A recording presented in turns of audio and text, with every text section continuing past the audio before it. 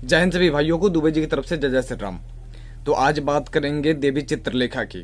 तो देवी चित्रलेखा जी क्या बोल रही हैं अपने वीडियो में कि पहले वीडियो देख लीजिए, उसके बाद से बात करते हैं। जिस समय नमाज पढ़ी जाए तो हम भी प्रयास करें कि अपनी भागवत बंद करके 5 मिनट के लिए उनके लिए हम अल्लाह को प्रणाम करें। क्या जाता है, क्या फर्क पड़ता है।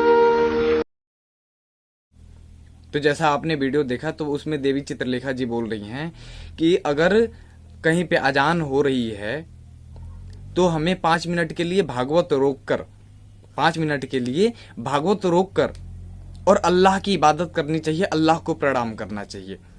जबकि उन्हें अगर श्रीमद् भागवत की कथा कह रही हैं, श्रीमद् भागवत की प्रवचन कर रही हैं, तो उन्हें बहुत अच्छे से ये चीज ज्ञात होगा कि श्रीमद् भागवत में ही ये लिखा हुआ है कि अगर श्रीमद् भागवत में लिखा हुआ है कि अगर व्यास गद्दी के सामने स्वयं भगवान भी आ जाए तो उस व्यास गद्दी के बराबर बैठे भगवान को भी नहीं बैठाया जा सकता। जब अगर व्यास गद्दी पर भगवान को नहीं बैठाया जा सकता उसके बराबर, तो फिर अल्लाह को कैसे बैठा लेंगे। अगर व्यास गद्दी के बराबर भगवान को की औकात नहीं है बैठने की, तो अल्लाह की कैसे हो गई। यह सवाल है, बहुत बड़ा सवाल है। ये बोल रही हैं कि सब समान हैं। तो सब समान है, एक चीज बताइए, मान लेते हैं कि सब बराबर है, एक जैसे हैं सब, तो अगर कुछ देर के लिए हम मान भी लेते हैं तो क्या फर्क पड़ता है। मतलब श्रीमद् भागवत को रोकने की आवश्यकता क्या है। वो अपना अलग कर रहे हैं, हम अपना अलग कर रहे हैं। हम तो कभी नहीं कहने जाते कि माइक लगाकर मत करो। या अगर वो लोग बोल रहे हैं, इनसे पूछा गया कि आप ऐसा क्यों किए, मतलब ऐसी बात क्यों बोली कि हमें श्रीमद् भागवत रोककर और अल्लाह को प्रणाम करना चाहिए। ये बोली कि वहां से फोन आया, जहां पे प्रवचन ये कर रही थी वहां से फोन आया कि आपकी माइक की आवाज बड़ी तेज है, इसलिए हमें थोड़ी तकलीफ होती है। पहली बात, मैं इस बात को स्वीकार करती हूं कि मैं सर्व धर्म समन्वय में आस्था रखती हूं, और उसी भाव को लेकर के मैंने वहां इस विचार को व्यक्त किया कि बहुत जोर से आवाज आ रही है, और इससे कई बार हमारे ट्रस्ट में फोन भी आया कि इतनी जोर जोर से आवाजें आती है, तो क्यों ना थोड़ी देर इसे रोक करके, भागवत को रोक करके उनके भगवान को याद कर लिया जाए। तो अगर आपको लगता है कि सब समान है, सब एक समान है, तो उन्हें कथा से, भागवत कथा से प्रॉब्लम कैसे हो गई।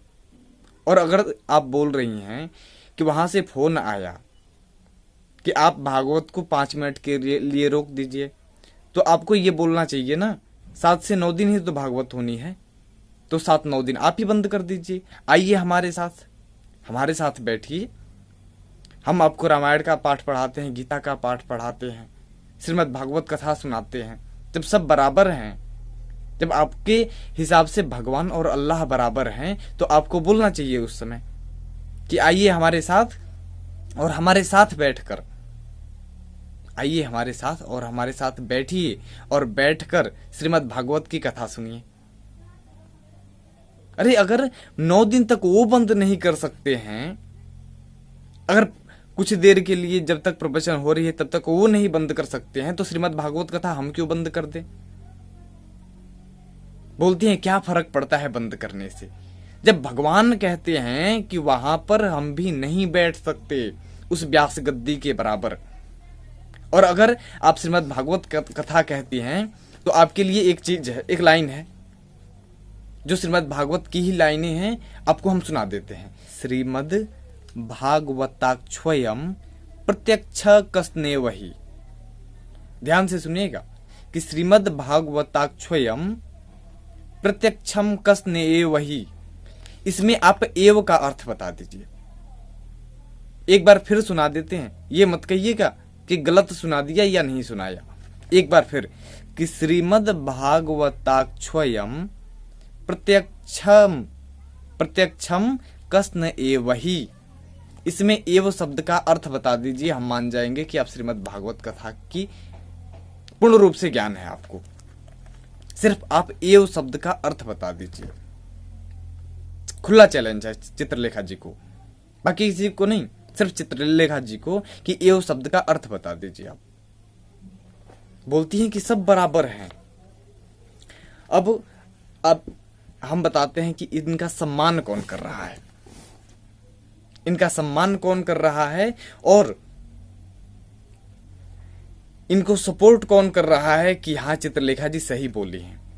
तो सूर्य से प्रकाश निकलता है, सूर्य से जब प्रकाश निकलता है तो उल्लू साहब को बुलाया गया और उल्लू साहब से पूछा गया कि उल्लू साहब आप बताइए कि क्या सूर्य में प्रकाश है।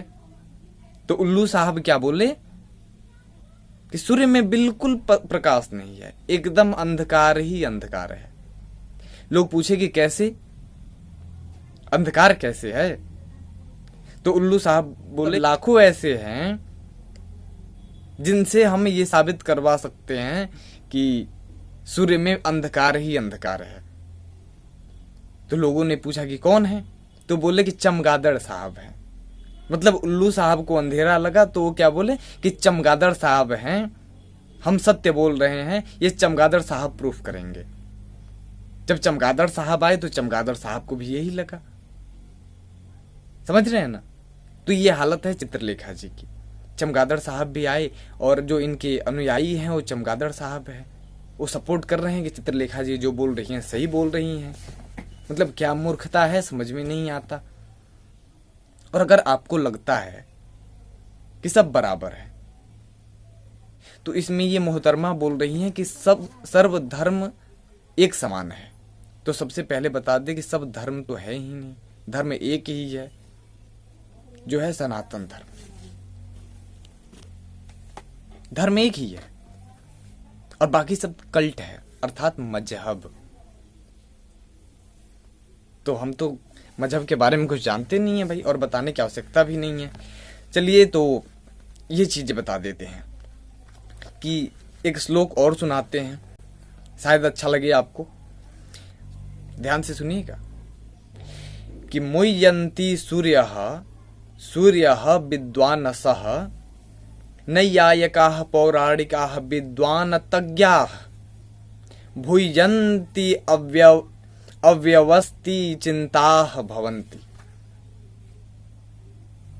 इसका अर्थ आपको बहुत अच्छे तरीके से पता होगा, नहीं पता होगा तो कहिएगा, हम बता देंगे, हम बता देंगे इसका अर्थ अगर आपको नहीं पता हो तो। और ये बोल रही हैं कि श्रीमद् भागवत को रोककर और नमाज का मतलब नमाज पे ध्यान देना चाहिए, अल्लाह की इबादत करनी चाहिए। आप उनसे बोल दी होती, आपको बोल देना चाहिए ना कि एक काम करिए, आप ही नमाज को बंद कर दीजिए, आइए हमारे साथ कृष्ण की भक्ति करते हैं, आइए हमारे साथ श्रीमद् भागवत की कथा सुनते हैं, आइए हमारे साथ भाईचारा निभाते हैं, आइए हमारे साथ सेक्युलरिज्म निभाते हैं।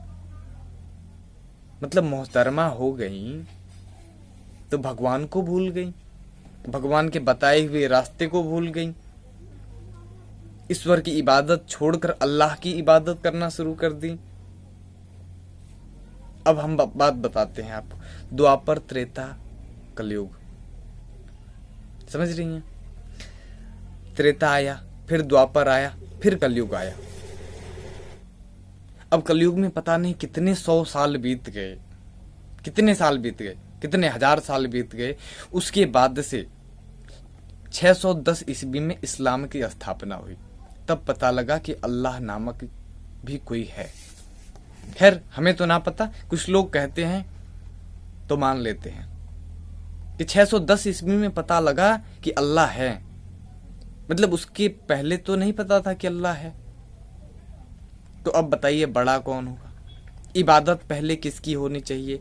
जो कई हजार साल पहले, कई लाख साल पहले जो थे, जो हैं, उतने 100 साल, कई लाख साल पहले, कई हजार साल पहले से जो है उनकी इबादत पहली होनी चाहिए, या 1400 साल पहले वाले की इबादत पहली होनी चाहिए? अब हम बोल देंगे तो बुरा लग जाएगा।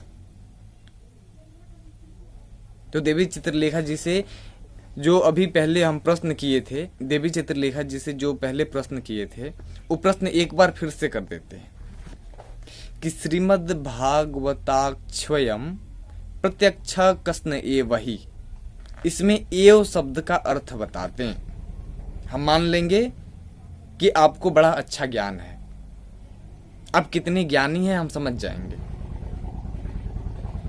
फिर बात करते हैं अगली वीडियो में। जय श्री राम, जय महाकाल।